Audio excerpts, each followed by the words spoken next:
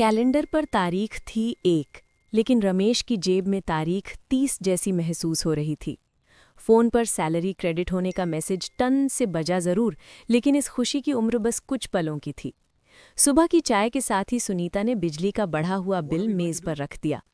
रमेश ने एक फीकी मुस्कान के साथ उसे देखा और अपने ऑफिस बैग में रख लिया। घर से निकलते ही वो खचाखच भरी बस का हिस्सा बन गया, जहां वो सिर्फ एक यात्री नहीं बल्कि अपनी जिम्मेदारियों के बोझ तले दबा एक थका हुआ पिता था। उधर दोपहर में सुनीता सब्जी मंडी में खड़ी थी। हाथ में 100 का नोट था और सामने लौकी के दाम आसमान छू रहे थे। उसने मोलभाव करने की कोशिश की तो दुकानदार ने रुखाई से कहा, बहन जी लेना है तो लो, पीछे पेट्रोल के दाम देखें। सुनीता ने चुपचाप आधी किलो भिंडी ली और खाली सा थैला लेकर घर लौट आई।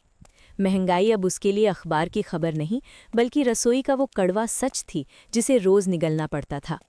शाम ढले जब रमेश घर लौटा तो 12 साल का आर्यन दौड़ता हुआ आया। उसकी आंखों में एक चमक थी। पापा, मेरे दोस्तों के पास नए वाले रिमोट कंट्रोल कार हैं, मुझे भी चाहिए। कमरे में सन्नाटा छा गया। रमेश और सुनीता की नज़रें एक पल के लिए मिली। उस खामोशी में 1000 मजबूरियां थीं। रमेश ने अपना पुराना बैग नीचे रखा, बेटे के सिर पर हाथ फेरा और एक थकी हुई झूठी मुस्कान के साथ कहा, बेटा अगले महीने पक्का। आर्यन समझदार था, उसने जिद नहीं की, लेकिन उसकी उतरती हुई सूरत ने रमेश के अंदर कुछ तोड़ दिया। रात के 11 बजे थे, घर शांत था। पुराने पंखे की घर घर आवाज के बीच रमेश और सुनीता डायरी पेन लेकर बैठे थे। हिसाब लगाया तो पता चला कि महीना अभी आधा बाकी है और पर्स में गिने चुने नोट बचे हैं। दोनों ने एक गहरी सांस ली और डायरी बंद कर दी।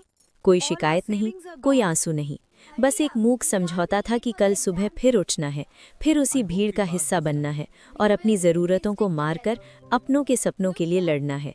यही तो कहानी है हर उस घर की जो मिडिल क्लास के बोर्ड के पीछे महंगाई की इस चक्की में रोज़ चुपचाप